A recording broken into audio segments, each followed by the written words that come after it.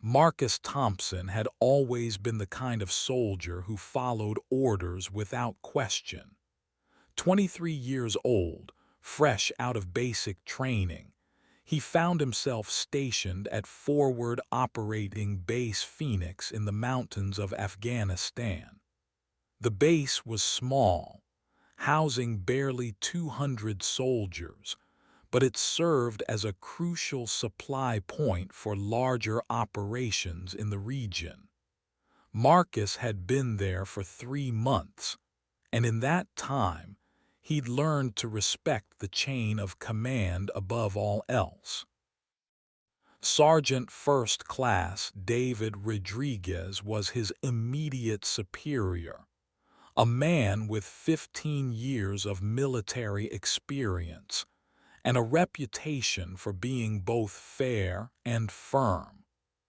Rodriguez had taken Marcus under his wing from day one, teaching him not just the technical aspects of their communications equipment, but the unwritten rules of survival in hostile territory. The sergeant had a particular way of doing things, including a series of whistle codes that he'd developed for silent communication during patrols. The trouble began when Lieutenant Colonel William Hayes arrived at the base. Hayes was a career officer, ambitious and calculating, with his sights set on promotion to full colonel. He'd been sent to Phoenix to oversee a critical operation involving the disruption of enemy supply lines. From the moment he stepped off the transport helicopter, Hayes made it clear that he intended to run things his way, regardless of the established protocols that had kept the base safe for months. Marcus first noticed the tension during a morning briefing. Rodriguez had suggested a modification to the planned patrol route based on recent intelligence about enemy movement in the area. His experience in the region was invaluable, and his men trusted his judgment implicitly. But Hayes dismissed the suggestion with a wave of his hand, stating that the original plan would proceed as written. The room fell silent, and Marcus could see the barely contained frustration in Rodriguez's eyes. The lieutenant colonel had brought his own staff with him, including a young lieutenant named Michael Patterson, who seemed to hang on Hayes's every word. Patterson was everything Marcus had initially thought he wanted to be: polished, confident, and clearly destined for advancement.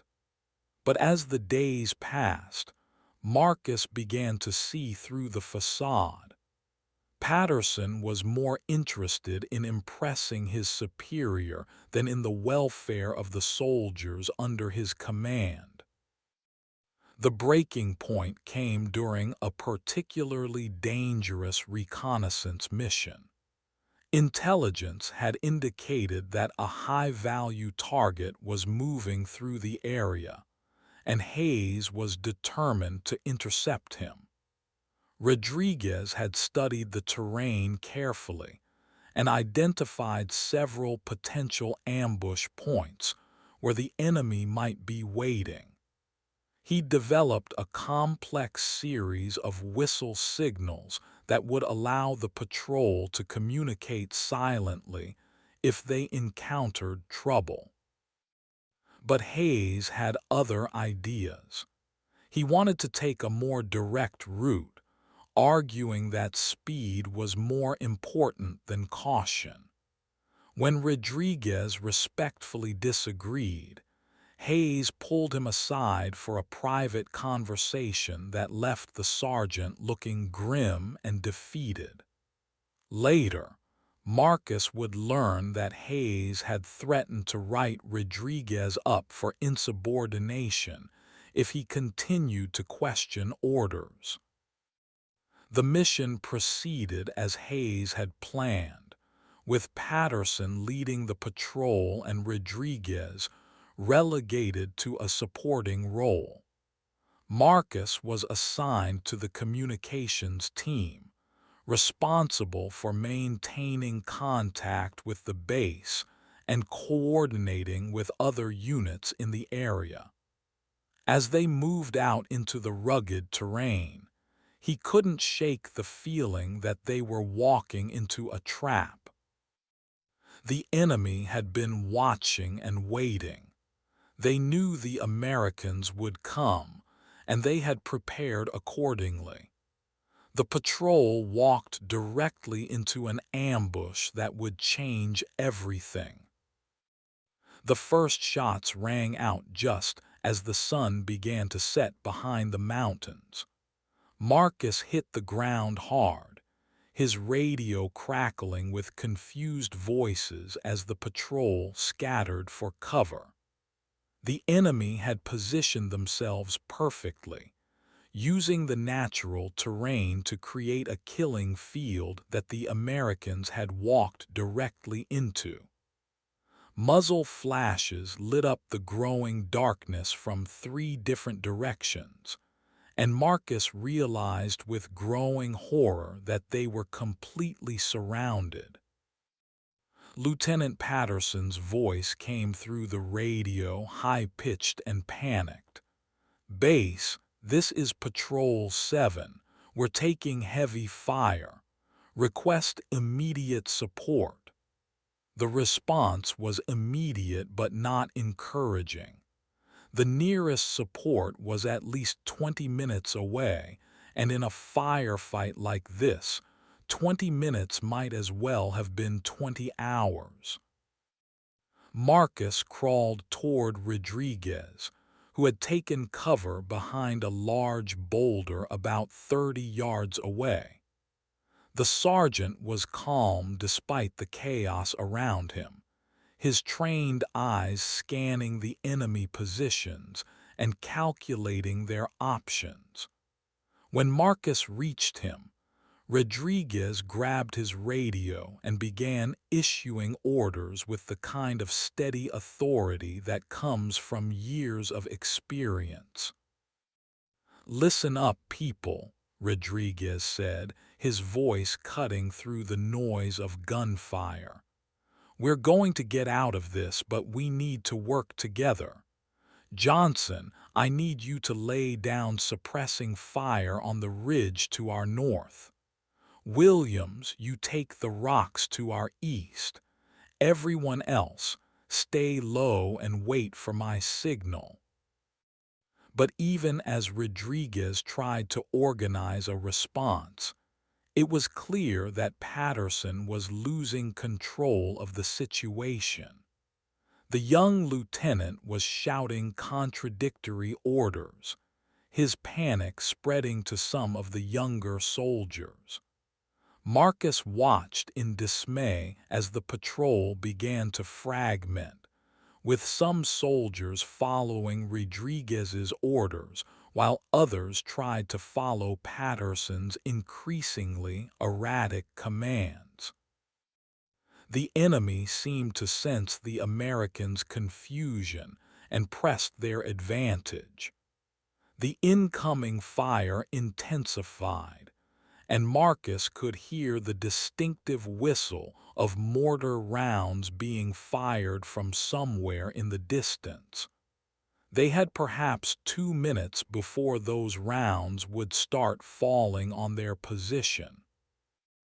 It was then that Rodriguez made a decision that would define the rest of the night.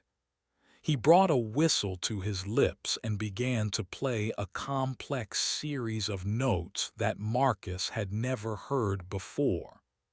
The sound was barely audible over the gunfire, but somehow every member of the patrol heard it. The effect was immediate and dramatic. The scattered soldiers began to move with purpose, following signals that seemed to come from some deeper level of training. Marcus realized that Rodriguez had been teaching them more than just basic communication codes during their months at the base. He'd been preparing them for exactly this kind of situation, creating a system of signals that would allow them to function as a unit even when traditional communication broke down. The whistle code was complex but intuitive.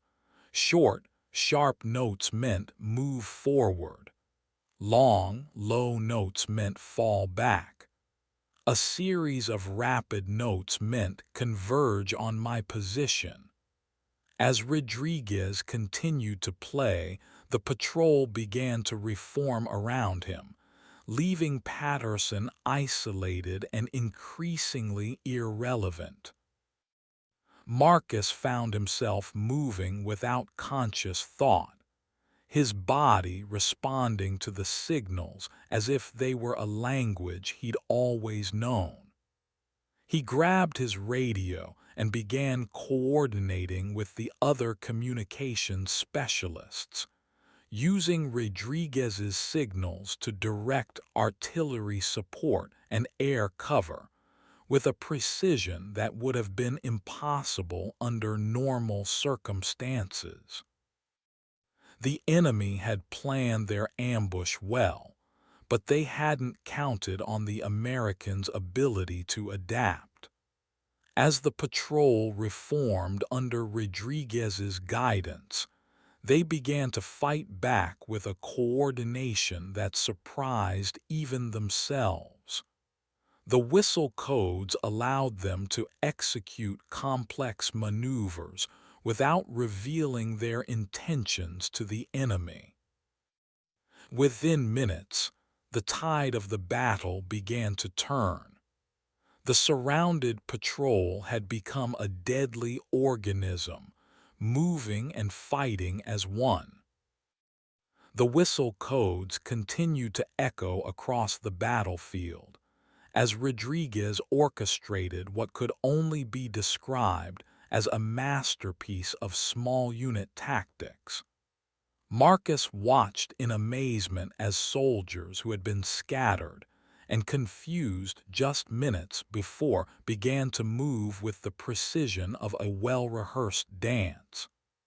The sergeant's signals were directing them to execute a complex flanking maneuver that would have been impossible to coordinate using traditional radio communications. Johnson had positioned himself on a small rise to the north, his machine gun chattering as he laid down suppressing fire on the enemy positions. Williams had found excellent cover among the rocks to the east, his rifle picking off targets with methodical precision. But it was the movement of the other soldiers that truly impressed Marcus. They were advancing in small groups, using the terrain to their advantage, always staying low and moving only when Rodriguez's whistle told them it was safe. Lieutenant Patterson had finally stopped shouting orders and was crouched behind a tree, his face pale with shock and fear. Marcus could see that the young officer was beginning to understand just how badly he had underestimated both the enemy and his own men. The textbook tactics he'd learned at the academy were useless in this situation, and his panic had nearly gotten them all killed. The enemy was beginning to realize that something had changed. Their carefully planned ambush was falling apart as the Americans refused to stay pinned down. Marcus could hear shouting in the distance as the enemy commanders tried to adjust their tactics, but Rodriguez was always one step ahead of them.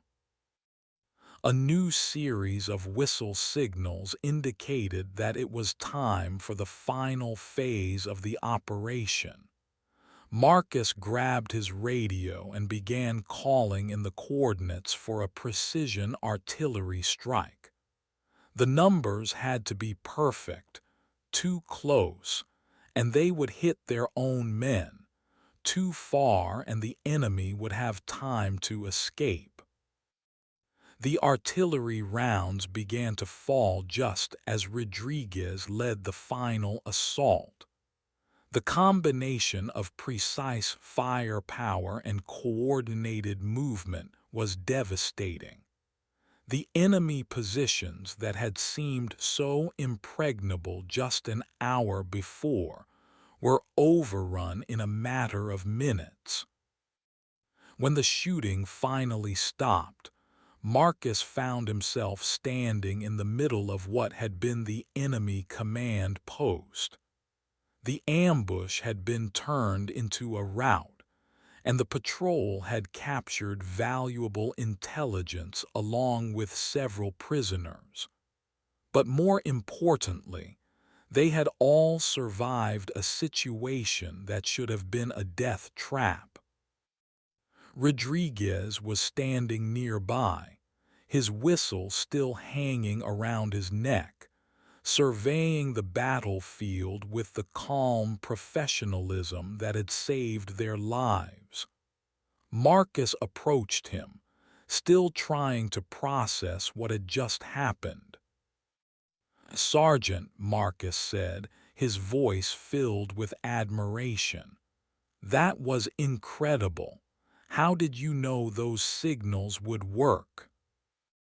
Rodriguez smiled, the kind of smile that comes from years of hard-won experience. "I didn't know for sure," he admitted, "but I knew that if we were going to survive, we needed to function as a unit. Those whistle codes aren't just signals, they're a language. And tonight, we all learned to speak it fluently." As they prepared to move out, Marcus couldn't help but think about Lieutenant Colonel Hayes back at the base. The man who had dismissed Rodriguez's concerns and forced them to take the dangerous route would have to answer for what had happened tonight. But more than that, he would have to live with the knowledge that his arrogance had nearly cost the lives of good soldiers. The patrol began their journey back to base, moving in the same coordinated fashion that had saved their lives. Rodriguez's whistle codes had become more than just a communication system. They had become a symbol of what soldiers could accomplish when they trusted each other and worked together. The debriefing at Forward Operating Base Phoenix was unlike anything Marcus had ever experienced. Lieutenant Colonel Hayes sat at the head of the conference table, his face carefully neutral as he listened to the reports from the patrol members. Lieutenant Patterson, still visibly shaken from the night's events, provided a halting account of the ambush and the subsequent battle. "The enemy was well prepared," Patterson said, his voice lacking its usual confidence. "They had us surrounded from the moment we entered the area. If not for Sergeant Rodriguez's unconventional communication methods, we would have taken heavy casualties." Hayes's expression darkened at the mention of Rodriguez's role in the mission's success. The lieutenant colonel had built his career on following regulations and maintaining strict discipline. The idea that his carefully planned operation had been salvaged by what he clearly saw as unauthorized improvisation was deeply troubling to him. "Sergeant Rodriguez," Hayes said, his voice carrying the weight of authority, I want you to explain exactly what happened out there. What were these unconventional communication methods that Lieutenant Patterson mentioned? Rodriguez stood at attention, his bearing professional despite the obvious tension in the room. Sir, I utilized a series of whistle signals that I had developed for silent communication during hostile situations. These signals allowed the patrol to coordinate their movements without alerting the enemy to our intentions. And where exactly did you learn these signals? Hayes demanded. I don't recall any such methods being covered in standard military training. I developed them myself, sir, Rodriguez replied calmly, based on my experience in the field and my understanding of the tactical requirements of our unit. The room fell silent as Hayes processed this information. Marcus could see the lieutenant colonel's jaw tighten as he realized the implications of what Rodriguez had just told him.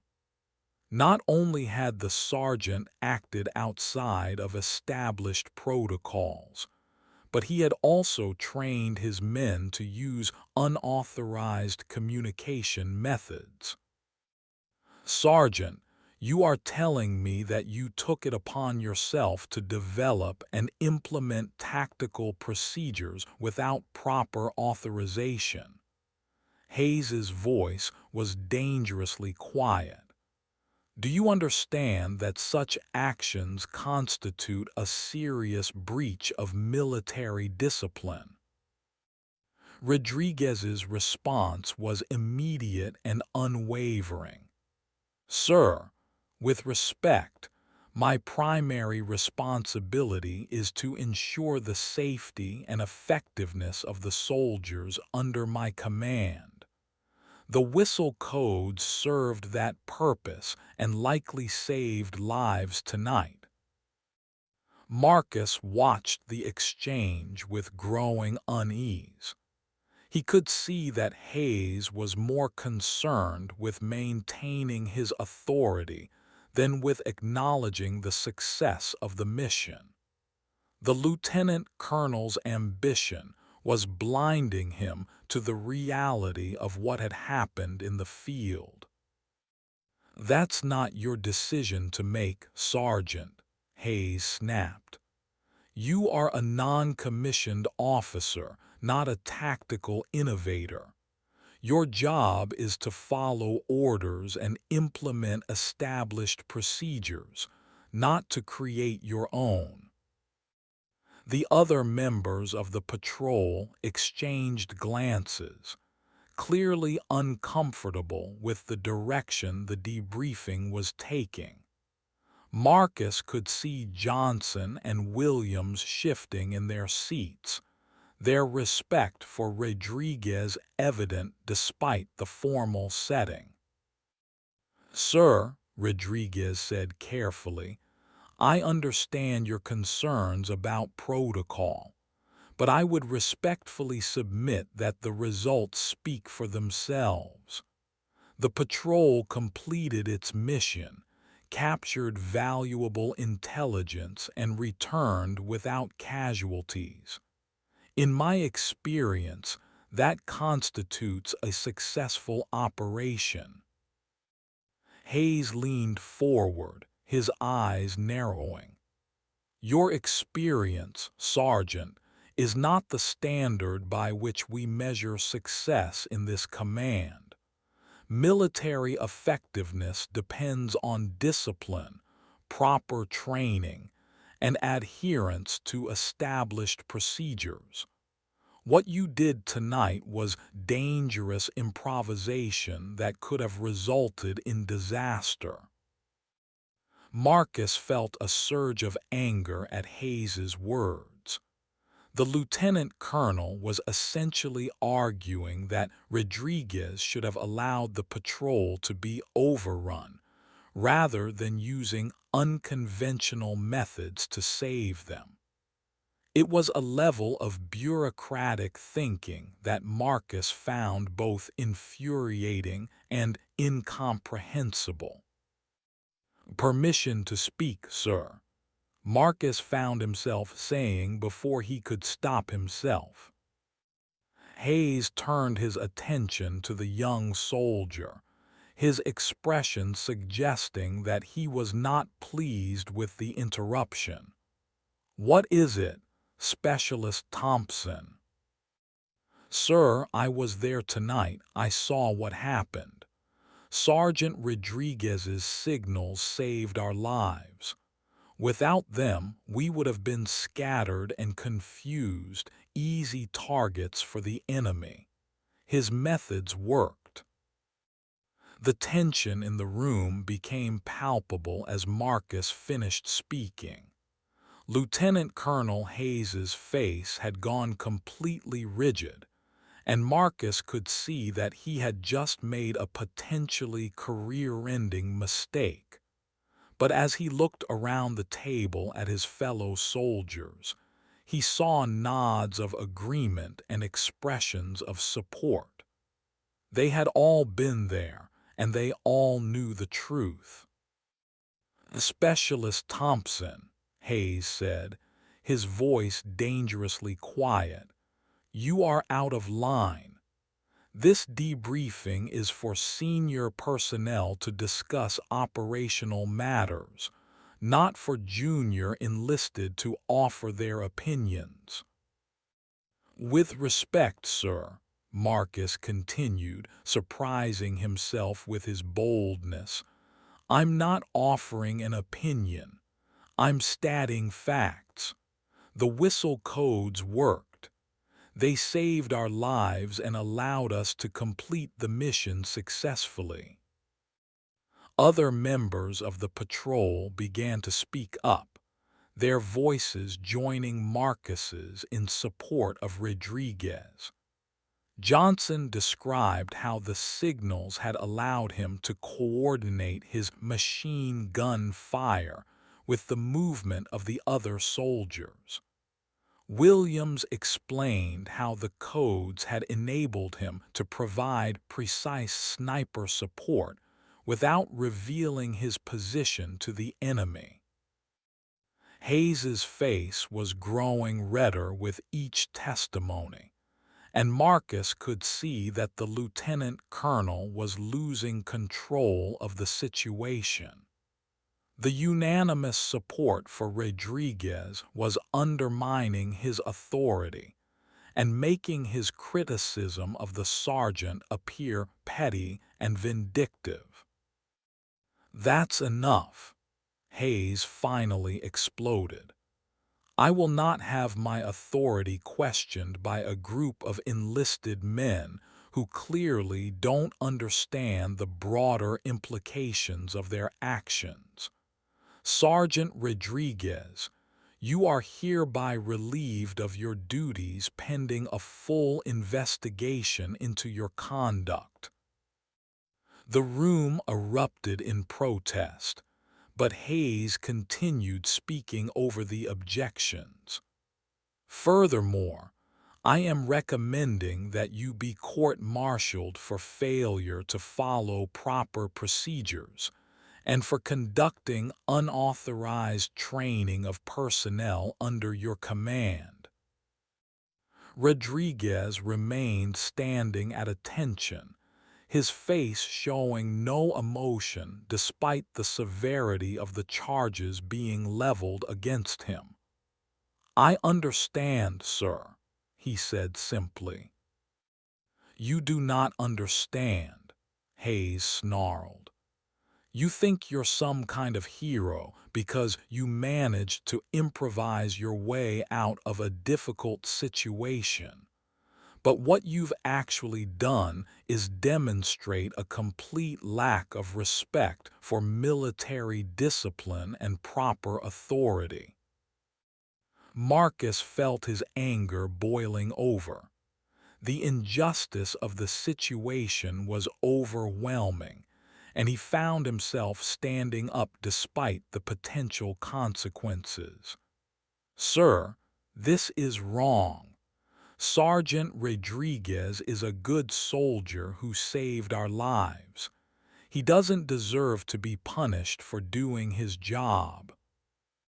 "Sit down, specialist," Hayes barked. "You are already in enough trouble for your insubordination. Don't make it worse." But Marcus remained standing, and one by one the other members of the patrol joined him. Johnson stood up, his massive frame imposing even in the confines of the briefing room. Williams followed, his usually quiet demeanor replaced by obvious anger. Soon, every soldier who had been on the patrol was standing in silent protest. Hayes looked around the room, his face a mask of fury and disbelief. "You are all making a serious mistake," he said. "I have the authority to bring charges against every one of you for mutinous behavior." "Then do it," Marcus said quietly. "But you'll have to explain to your superiors why you're court-martialing half your command for supporting a sergeant who saved their lives." The standoff continued for several long moments, with Hayes glaring at the standing soldiers while they stared back with unwavering determination.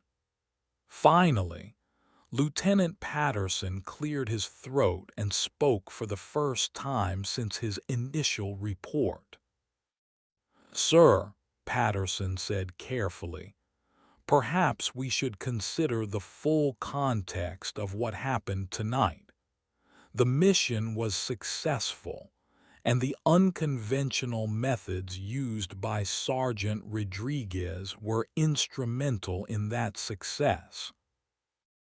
Hayes turned his glare on the young lieutenant, clearly seeing this as another betrayal. "Are you questioning my judgment, Lieutenant?" "No, sir," Patterson replied, though his voice carried a new strength that hadn't been there before. "I'm simply suggesting that we should consider all factors before making decisions that could affect the morale and effectiveness of our unit." The following weeks at Forward Operating Base Phoenix were marked by an atmosphere of tension and uncertainty that affected every aspect of daily operations. Lieutenant Colonel Hayes had made good on his threat to pursue formal charges against Sergeant Rodriguez, but the process was proving more complicated than he had anticipated. Word of the incident had spread throughout the base, and Hayes found himself facing questions from his own superiors about the wisdom of pursuing disciplinary action against a soldier who had demonstrably saved lives. Marcus had been assigned to light duty pending the outcome of the investigation, effectively removing him from active operations. The punishment was clearly intended to make an example of him, but it had the opposite effect. The other soldiers saw his treatment as further evidence of Hayes's vindictive nature and his inability to recognize good leadership when he saw it.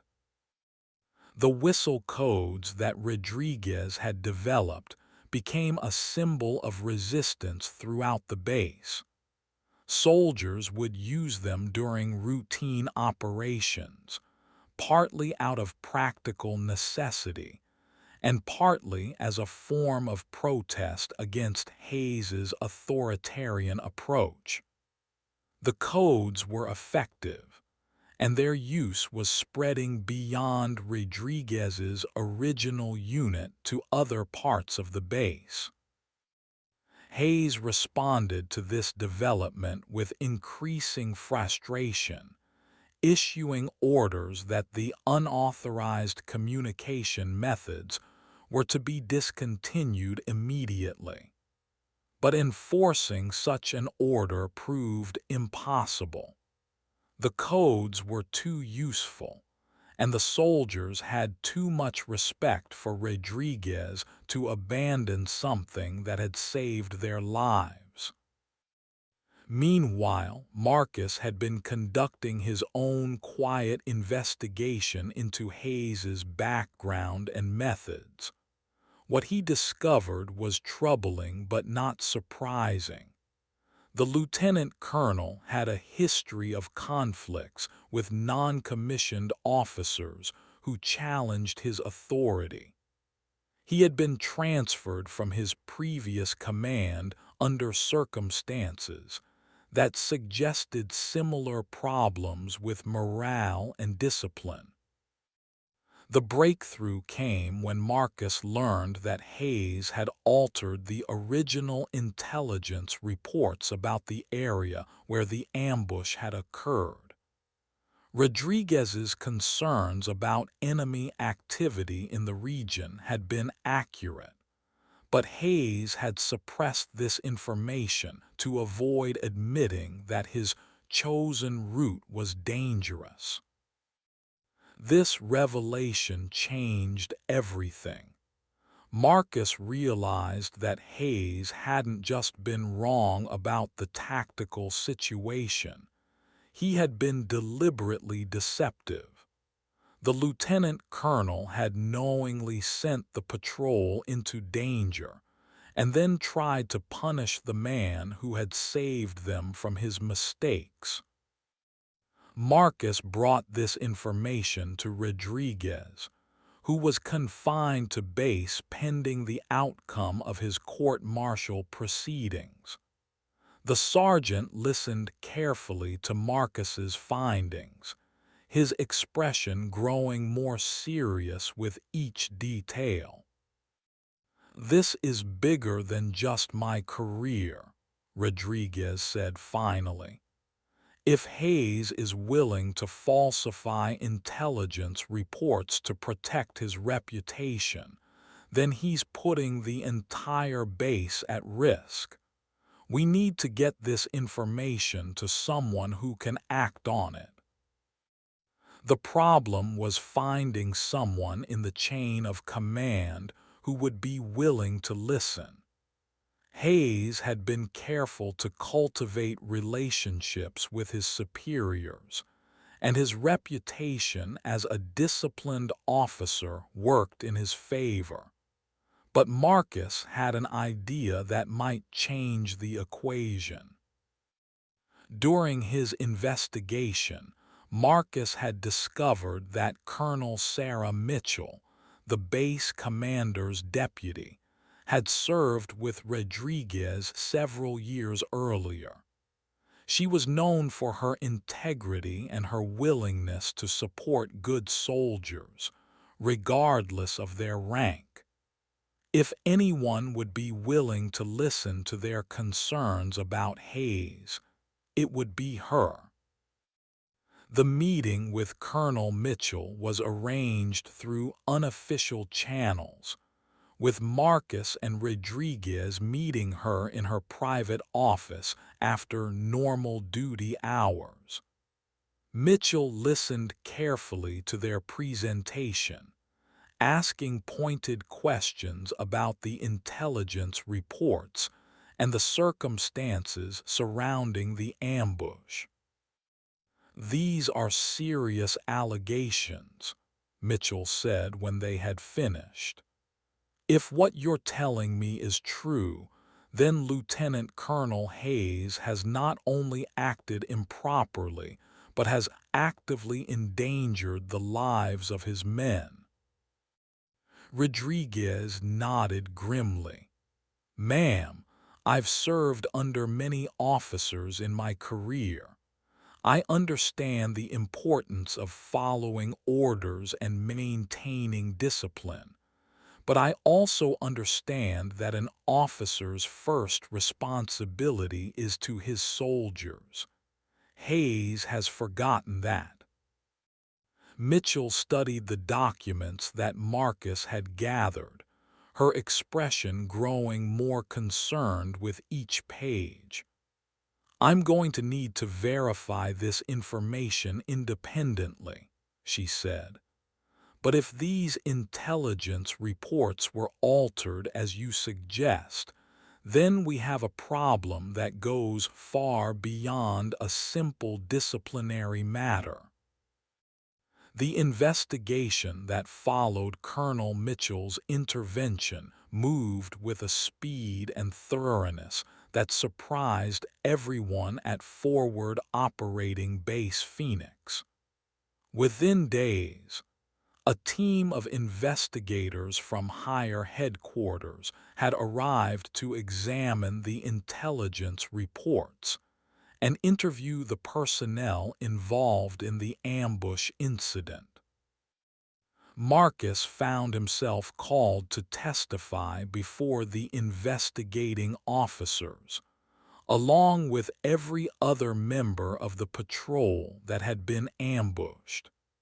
The questions were detailed and professional, focusing on the tactical decisions that had been made and the effectiveness of the various communication methods used during the battle.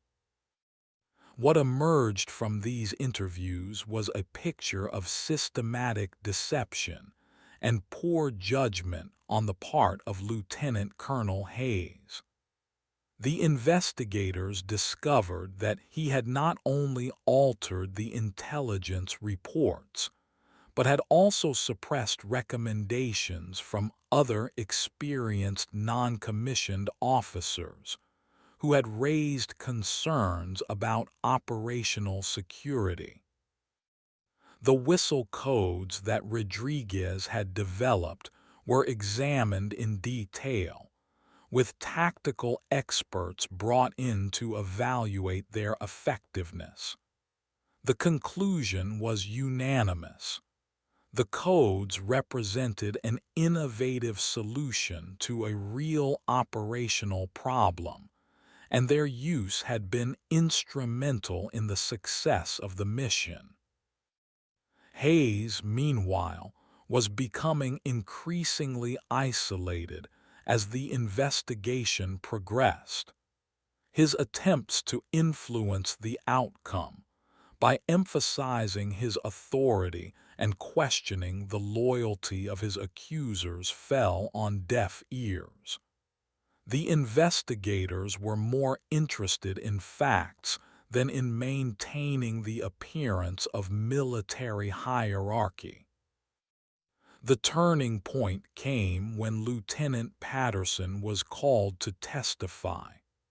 The young officer had been struggling with his conscience since the night of the ambush, and he finally decided to tell the truth about what had happened. "Lieutenant Colonel Hayes ordered me to follow a specific route despite Sergeant Rodriguez's concerns," Patterson testified. "When I asked about the intelligence reports that suggested enemy activity in the area, he told me that Rodriguez was being overly cautious and that we needed to show more aggressiveness in our operations." Patterson's testimony was devastating because it came from an officer who had initially supported Hayes. His account of the events leading up to the ambush confirmed that the lieutenant colonel had made tactical decisions based on personal considerations rather than military necessity. The formal charges against Rodriguez were dropped within hours of Patterson's testimony. The sergeant was reinstated to his position and commended for his actions during the ambush. But the vindication came with a bitter recognition of how close he had come to having his career destroyed by a vindictive superior. Hayes was relieved of his command and transferred pending further investigation. The official announcement cited administrative reasons for the change, but everyone at the base understood what had really happened. The lieutenant colonel's ambition and arrogance had finally caught up with him. Marcus was also officially commended for his role in bringing the truth to light. The recognition was gratifying, but more important was the knowledge that justice had been served. The system had worked, despite Hayes's attempts to manipulate it. The new commander who replaced Hayes was Colonel James Anderson, a veteran officer with a reputation for fairness and tactical competence. One of his first acts was to formally recognize the whistle codes that Rodriguez had developed, incorporating them into the base's standard operating procedures. Innovation often comes from the bottom up, Anderson told the assembled personnel during his first command briefing. The soldiers who are closest to the action often have the best ideas about how to accomplish the mission. My job is to listen to those ideas and support them, not to suppress them. The change in command brought an immediate improvement in morale throughout the base. Soldiers who had been demoralized by Hayes's authoritarian approach began to perform with renewed enthusiasm. The whistle codes became a source of pride rather than a symbol of resistance.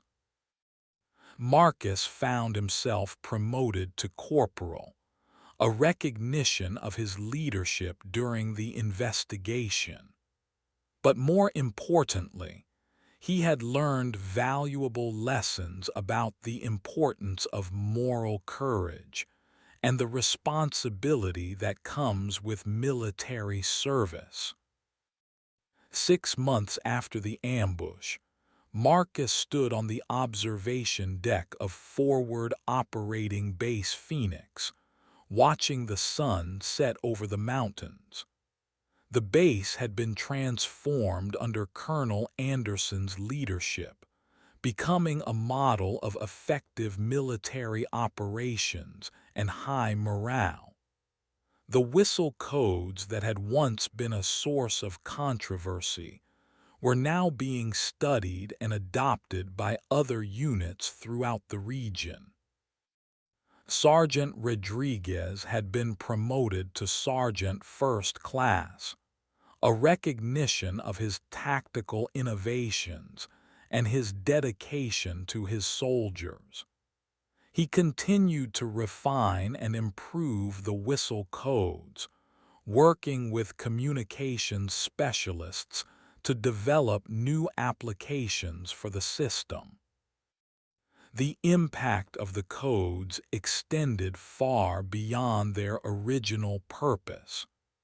They had become a symbol of the importance of practical innovation in military operations, and their success had encouraged other soldiers to develop their own solutions to tactical problems. Marcus had been selected for advanced training in communications and tactical operations, an opportunity that would have been impossible under Hayes's leadership. The new assignment would take him away from Phoenix, but he felt confident that he was leaving the base in good hands. Lieutenant Patterson had also been transformed by the experience. The young officer had learned the difference between blind obedience and intelligent leadership, and he was developing into the kind of leader that soldiers could respect and follow. The investigation into Hayes's conduct had revealed a pattern of behavior that extended back years. The lieutenant colonel had been quietly forced into retirement, his career effectively ended by his own arrogance and vindictiveness. The military justice system had worked, but it had taken the courage of individual soldiers to make it happen. As Marcus prepared to leave Phoenix, he reflected on the lessons he had learned during his time there. The most important was that good leadership could come from any level of the military hierarchy, and that junior soldiers had a responsibility to speak up when they saw something wrong. The whistle codes had been more than just a communication system. They had been a reminder that innovation and adaptation were essential for military success. Rodriguez's willingness to think outside the established procedures had saved lives and improved the effectiveness of their unit. But perhaps most importantly, the incident had demonstrated the power of soldiers supporting each other.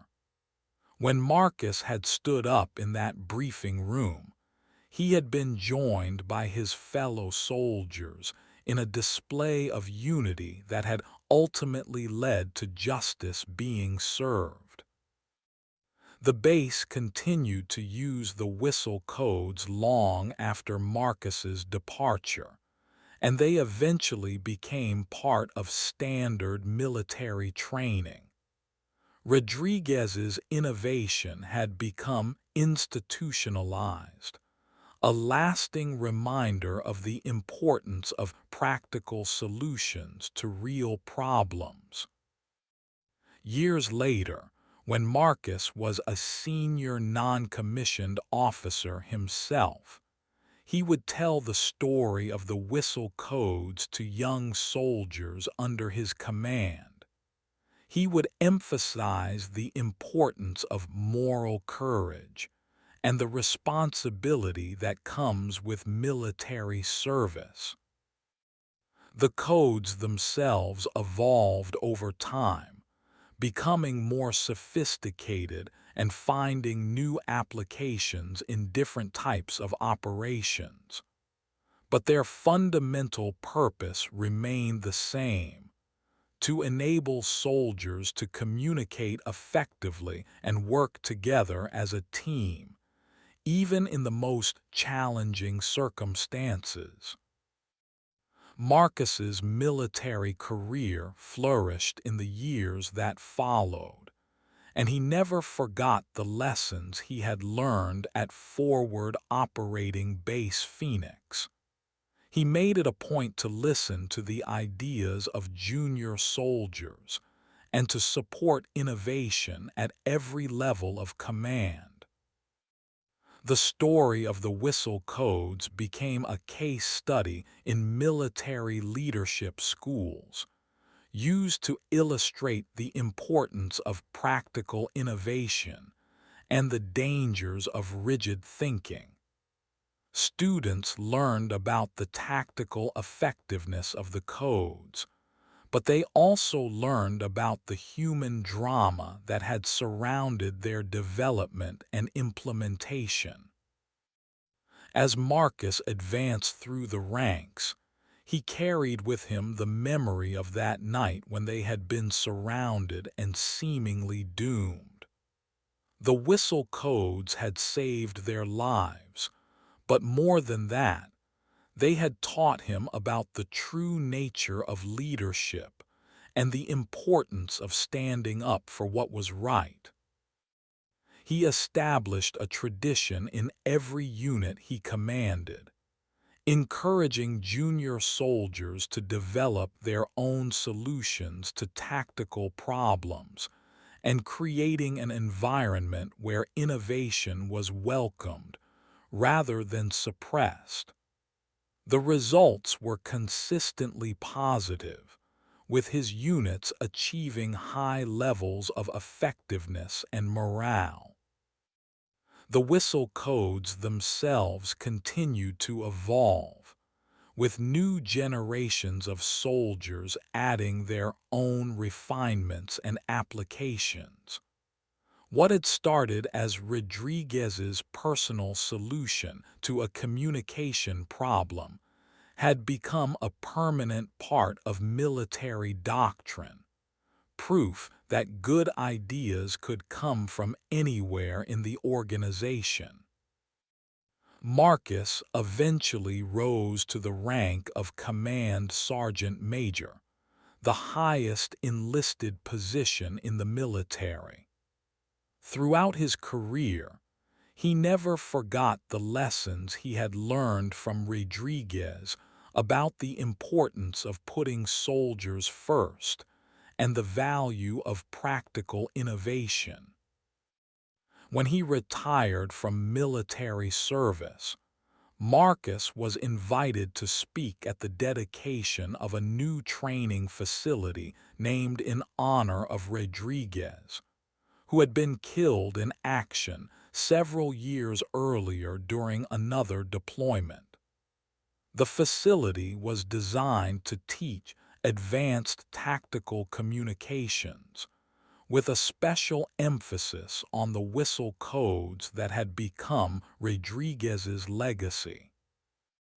Sergeant Rodriguez taught us that true leadership isn't about following rules blindly, Marcus told the assembled crowd. It's about finding solutions to real problems and having the courage to implement them, even when they challenge established procedures. The whistle codes had become more than just a military technique. They had become a symbol of the importance of practical innovation and moral courage. Students at the facility learned not just how to use the codes, but also the story of their development and the principles that had guided their creation. Marcus's own children grew up hearing the story of the whistle codes, and they understood that their father's military service had been about more than just following orders. It had been about standing up for what was right and supporting the people who depended on him. The base at Phoenix continued to operate for several more years before being closed as part of a broader strategic realignment. But the lessons learned there lived on in the soldiers who had served there, and in the doctrine that had been developed based on their experiences. The whistle codes were eventually incorporated into the standard training curriculum for all military communications specialists, ensuring that future generations of soldiers would have access to the innovative techniques that had saved lives in the mountains of Afghanistan. Marcus often wondered what would have happened if he hadn't found the courage to stand up in that briefing room and speak the truth. Would Rodriguez have been court-martialed? Would the whistle codes have been abandoned? Would Hayes have continued to make decisions that put soldiers at risk? These questions had no definitive answers, but they served as a reminder of the importance of individual moral courage in maintaining institutional integrity. The military, like any large organization, depended on individuals being willing to speak truth to power when the situation demanded it. The story of the whistle codes became a permanent part of military folklore, passed down from generation to generation, as an example of how innovation and courage could overcome seemingly impossible odds. It served as a reminder that good leadership could come from any level of the organization, and that the best solutions often came from the people who were closest to the problems. As Marcus grew older, he took pride in knowing that he had played a small part in a story that had made the military a better institution. The whistle codes had saved lives, but they had also demonstrated the importance of listening to good ideas regardless of their source. The legacy of the whistle codes extended far beyond the military context in which they were developed. Marcus discovered this when he transitioned to civilian life and began working with emergency response organizations. The principles that Rodriguez had embodied, practical innovation, moral courage, and putting people first, were just as relevant in civilian settings as they had been in military operations.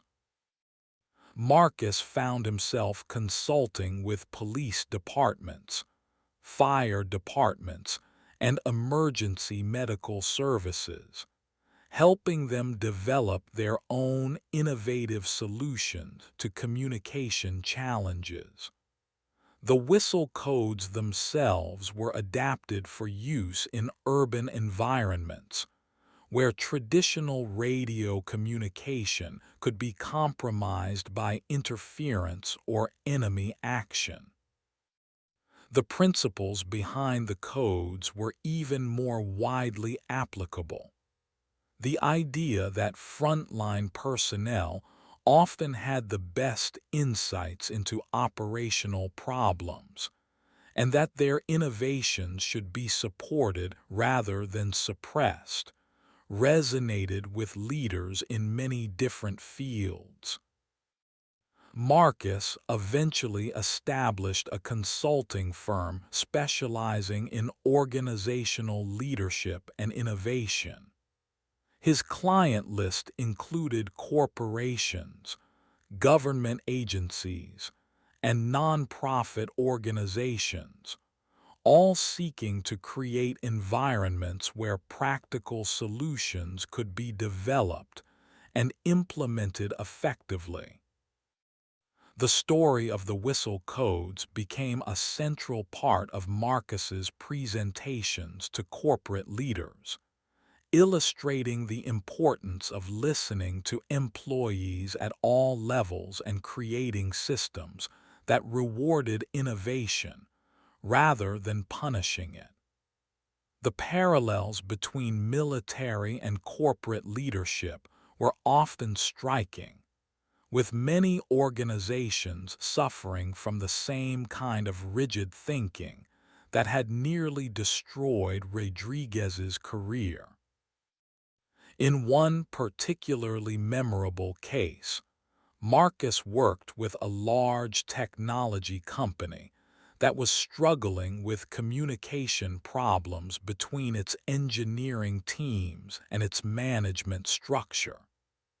The engineers had developed innovative solutions to technical problems, but their ideas were being ignored or suppressed by managers who were more concerned with maintaining their authority than with improving the company's products. Marcus helped the company implement a system similar to the Whistle codes, creating formal channels for innovative ideas to be presented and evaluated on their merits rather than their source.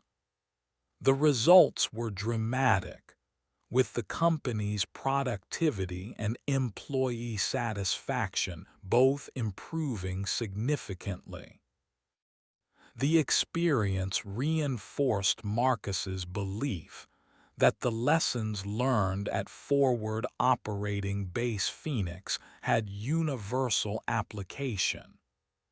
Good leadership, practical innovation, and moral courage were just as important in civilian organizations as they were in military units.